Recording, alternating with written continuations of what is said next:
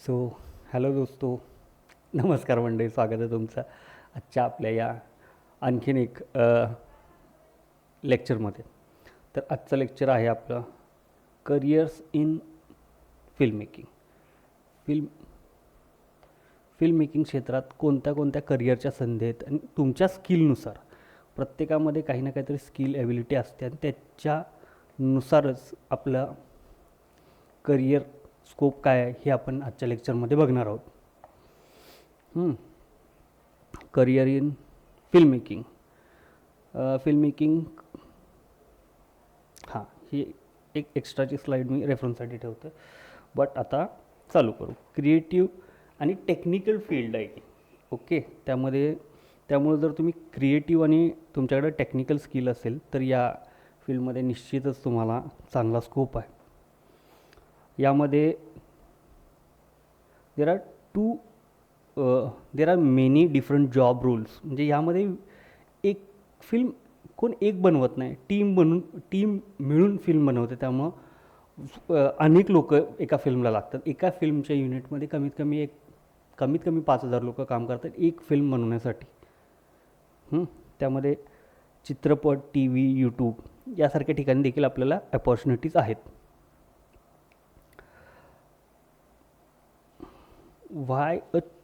Why choose career in film making. Film मेकिंगमध्ये career का, प्रत्येकाची एक चॉईस असते. मग त्यामध्ये आपण एक एक बघत जाऊ. तुमची क्रिएटिव्हिटी एक्सप्रेस करण्यासाठी इथं भयानक स्कोप आहे, ओके.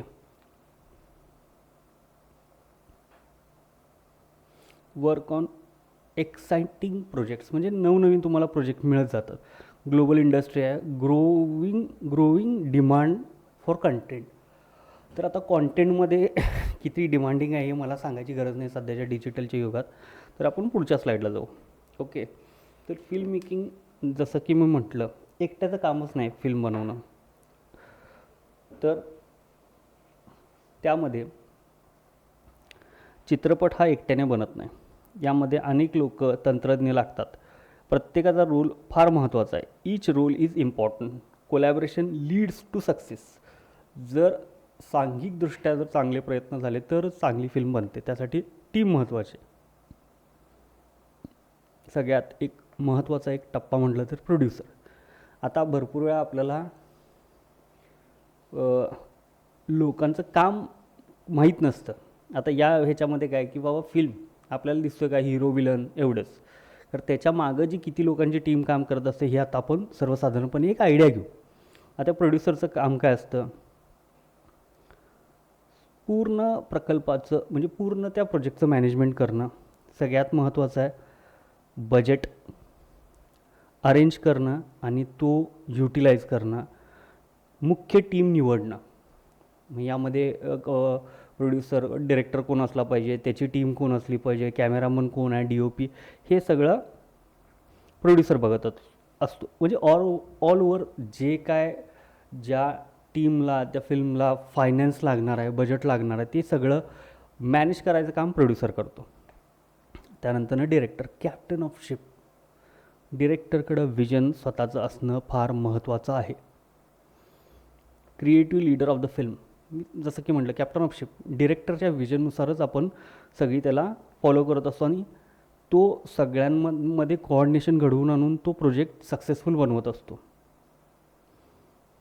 पटकथेचे रूपांतर करतो. डिरेक्टर काय करतो की स्क्रिप्ट वाचून, ती अभ्यास करून त्या टेक्स्ट फॉर्मॅटला व्हिज्युअलमध्ये कसं आणायचं हे काम डिरेक्टरचं असतं. टीमला आणि कलाकारांना, यामध्ये टीम म्हणजे काय, सगळे सेट डिझायनिंग आले, तुमचे बाकीचे एडिटर आले, साऊंड डिझायनिंग आले, ह्यांना ब्रीफ देणं आणि ॲक्टर्सकडून काम करून घेणं हे डिरेक्शन डिपार्टमेंटचं काम असतं. Controls the visual style. ह्यांनीच ठरवतात की बाबा कोणत्या स्टाईलची फिल्म असली पाहिजे, त्याचे सगळ्याच म्हणजे मूड काय असला पाहिजे, टोन काय असला पाहिजे, कलर काय असले पाहिजेत, सगळ्याच प्रकारचं डिसिजन, मेजर डिसिजन हे डिरेक्शन डिपार्टमेंटचं असतं. मेन डिरेक्टर त्याचे प्लस त्याच्या अंडर पण त्याचे असिस्टंट डिरेक्टर असतात. एका चांगल्या प्रोजेक्टला एका मेन डिरेक्टरच्याकडे जवळपास 20 ते 25 AD असतात. मी पण ॲज अ AD काम केलेलं आहे, self marketing. Screen play writer. आपण जी फिल्म बघतो पडद्यावर ती लिहिण्याचं काम स्क्रीन प्ले रायटर करत असतो. यामध्ये कथा, पटकथा, संवाद याची निर्मिती करायचं काम हे स्क्रीन प्ले रायटरचं असतं. फक्त लिहिणं म्हणजे झालं असं नाही. एखाद्या फिल्मला व्हिज्युअल मीडियममध्ये ती फिल्म आपल्याला दाखवायची आहे तर त्या पद्धतीचं लिखाण यामध्ये पाहिजे. कॅरेक्टर डेव्हलप केले पाहिजेत. त्यानंतर पटकथा मी जसं म्हटलं याचा स्ट्रक्चर तयार करणं आणि स्क्रीन प्ले हा एखाद्या फिल्मचा फाउंडेशन असतं. तो चांगला असेल तर एक सिनेमा फार चांगला बनतो. Okay, foundation of the film हे बनवायचंच काम स्क्रीन प्ले रायटरचं असतं आणि त्याच्यावरती पुढं सगळं काम आपण करत असतो. त्यानंतर येतो सिनेमॅटोग्राफर, डिरेक्टर ऑफ फोटोग्राफी, ज्याला DOP पण म्हटलं जातं, responsible for camera and visuals. तुम्ही जे पडद्यावर बघताय ना हे आणायचं काम या लोकांचं असतं, ह्यांची टीम. चूजिंग लाईटिंग आणि फ्रेमिंग. आता डिरेक्टर काय म्हणतो की मला हा सीन असा पाहिजे आहे, ह्याचा ह्याची ही इंटेन्सिटी, हा मूड आहे, हे कॅरेक्टर्स इथं आहे. मग त्यानंतर ते कॅरेक्टरच्या ब्लॉकिंगसाठी फ्रेम काय लावायला पाहिजे, लाईटिंग कसं असलं पाहिजे, हे सगळं फायनल डिसिजन असतं सिनेमॅटोग्राफरचं. वर्किंग क्लोजली विथ द डिरेक्टरचं विजन लोकांना दाखवायचं काम हे सिनेमॅटोग्राफरचं असतं. डिरेक्टर त्याला ब्रीफ देत असतो की मला हे असं पाहिजे. फॉर एक्झाम्पल राजामौलींनी म्हटलं की बाबा आर मधला तो RRR मधला सीन आहे की NTRला असा वाघ हे करतो, तो डिरेक्टर सिनेमॅटोग्राफरला सांगतो. मग तो सिनेमॅटोग्राफर व्हिज्युअलाइज करून तो सीन प्रॉपर फ्रेम करतो. Okay, create the film visual look. हे पण ऑल ओव्हर व्हिज्युअल सगळं ते त्यांचं काम आहे. Okay, camera operator. आता सिनेमॅटोग्राफरनी सगळं सांगितलं आणि त्यानंतर येतो तो रोल कॅमेरा ऑपरेटरचा. कॅमेरा ऑपरेट करणं, operate the camera during shooting. सगळ्यांना काय वाटतं कॅमेरा तर ऑपरेट करायचा आहे. Boss, it's not a joke. Film camera operate करणं, असेंबल करणं, लेन्स माउंटिंग, ह्या सगळ्या गोष्टी चेष्टा नसतात. सगळ्यांना काय वाटतं ह्याला काय वेळ लागते, बट जावा एकदा सेटवर, बघा तुम्ही आणि मग तुमच्या लक्षात येईल. Ensure the steady shots. म्हणजे शॉट्स कुठले आहेत हे निश्चित करणं. Important technical role. हा महत्त्वाचा टेक्निकल रोल आहे. ओके, हे समजून घेणं पण तितकंच गरजेचं आहे. त्यानंतर येते साऊंड डिझायनर. साऊंड डिझायनर हा तुमच्या फिल्ममध्ये साऊंड देण्याचं काम करतो. Okay, manage audio elements. त्यानंतर recording dialogue and effects, create sound atmosphere, enhance the realism. आता मला सांगा अशी कोणती फिल्म आहे, म्हणजे जुन्या फिल्म सोडल्या तर आता तुम्ही जर आत्ताच्या फिल्ममधून जर साऊंड काढून टाकलं तर फिल्म बघण्याची मजाच निघून जाईल. ओके, तुमचा हिरो बंदूक घेऊन आला आणि गोळीचा फायर झाला व्हिज्युअली आणि साऊंडच नाही. How is it possible? आपल्या डोळ्यांना तुम्ही एक 10 मिनटं एक्सरसाइज करा की एक कान बंद करायचे आणि चालायचं. आपल्याला व्हिज्युअल बरोबर साऊंड पण लागतो, ऐकायची सवय आहे. जर तो सिंक नसेल आणि तो साऊंड पण प्रॉपर व्हायला पाहिजे, त्यामध्ये डायलॉग रेकॉर्ड करणं, फोले आर्ट आहे, बॉम्ब ब्लास्ट झाला तर तो बॉम्बचा साऊंड आहे, ह्या सगळ्या मॅनेज करणं हे साऊंड डिपार्टमेंटचं काम आहे, साऊंड डिझायनरचं काम. त्यानंतर एडिटर. जे शूट झाले ते सगळं असेंबलचं रेकॉर्डेड फुटेज त्याला शूट झालेलं एक सिक्वेन्सनी एडिट करावं लागतं. कट्स अँड सीन्स अरेंज करणं. ओके, म्हणजे तो जो आला आहे ना एडिटरच्या डेस्कला, ज्यावेळी फुटेज येतं त्यावेळी तो त्या फिल्मला आकार देत असतो. ओके, आणखीन तो एक फायनल फिनिश तुम्हाला एडिटिंग डेस्कला मिळते फिल्म. VFX. आता कसं होतं की काही स्टोरीज अशा असतात की जिथं आपल्याला रिअलिस्टिक म्हणजे तसे सेट्स उभा करता येत नाही किंवा तसे लोकेशन नसतात, तर ते आपण क्रिएट करतो VFX थ्रू. ह्याचं एक एक्झाम्पल म्हणजे आपण बाहुबली देऊ शकतो, अवतार देऊ शकतो. हे VFX आर्टिस्टचं काम असतं, create visual effects and computer generated elements. Okay, म्हणजे कॉम्प्युटरच्या माध्यमातून तुम्ही हे करत असता. ॲक्शन असेल, फॅन्टसी असेल, फॅन्टसीच्या बाबतीत मी अगेन अवतारचं एक्झाम्पल देईन. आधुनिक सिनेमामध्ये हे आहे. But one more thing, the Christopher Nolan हे आपल्या फिल्ममध्ये VFX फार कमी वापरतात. ओके, आता आपण जाऊ प्रोडक्शन डिझाईन. प्रोडक्शन डिझाईन म्हणजे काय? दृश्याची वातावरणाची रचना, डिझाईन ओव्हरऑल व्हिज्युअल एन्व्हायरमेंट. हे सेट डिझायनिंग कसं असलं पाहिजे. आता सपोज जोधा अकबर आहे, तर अकबरचा दरबार कसा असला पाहिजे. आणि आपल्याला अभिमान वाटला पाहिजे की आपला मराठी माणूस एक होता की ज्यांनी या क्षेत्रात आपलं एक नाव अजरामरच केले. त्यांनी नितीन चंद्रकांत देसाई सर, बॉस, त्यांचं काम म्हणजे तुम्ही इमॅजिनच करू शकत नाही. ओके, दृश्याला सुसंगत असा किंवा त्या सीनच्या रिक्वायरमेंटनुसार सेट्स उभा करणं.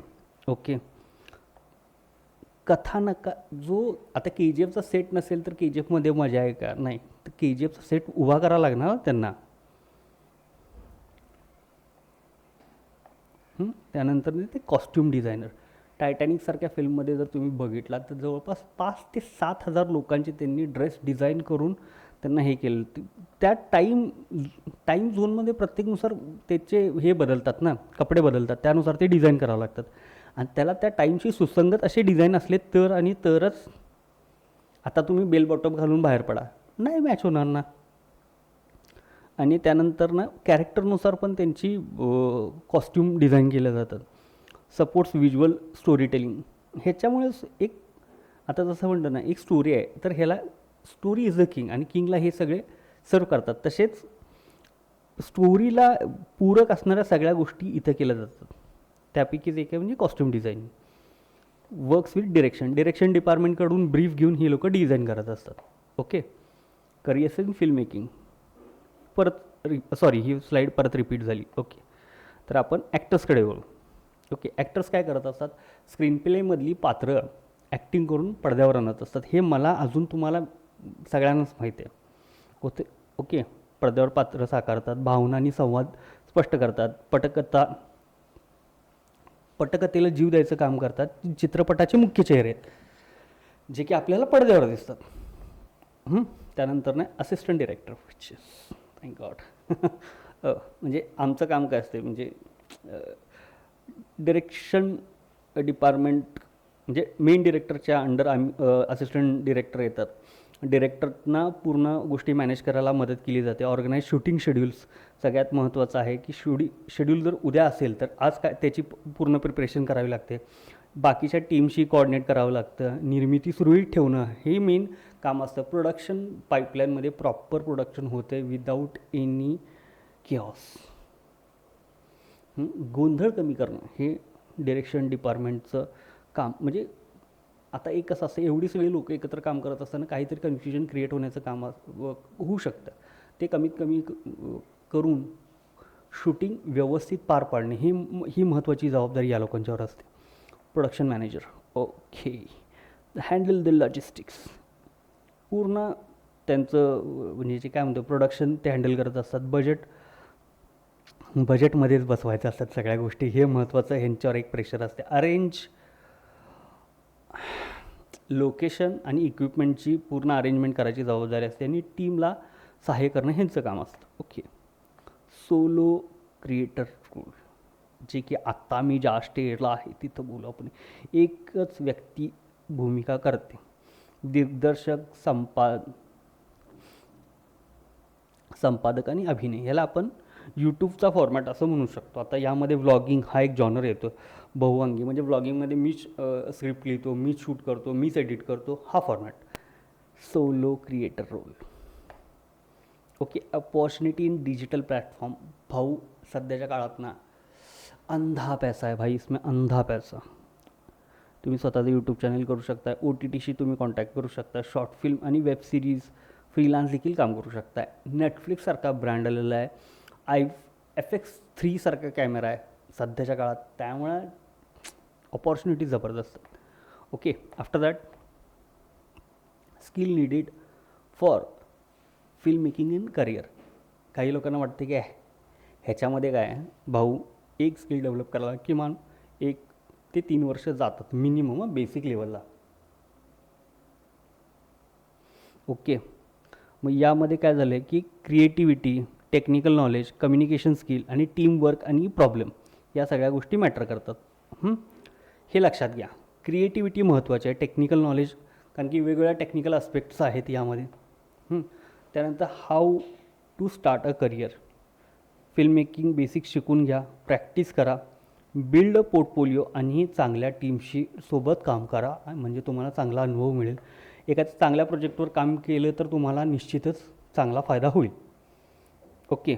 Film making offer mini careers path. यामध्ये भरपूर हे आहेत, काय म्हणतो आहे, स्कोप भरपूर आहे. फक्त तुम्हाला काय पाहिजे, तुम्ही कशात, काय म्हणतो आपण, तुमचं स्किल काय आहे हे तुम्हाला माहीत असणं गरजेचं आहे. फॉर एक्झाम्पल तुमचं डिरेक्शन स्किल असेल, ॲक्टिंग स्किल असेल, एडिटिंग स्किल असेल. एडिटिंगला तर सध्याच्या काळात खूप डिमांड आहे. सो पुन्हा भेटूया नवीन एका लेक्चरमध्ये. तब तक के लिए देखते रहिए क्लास 2 कंटेंट.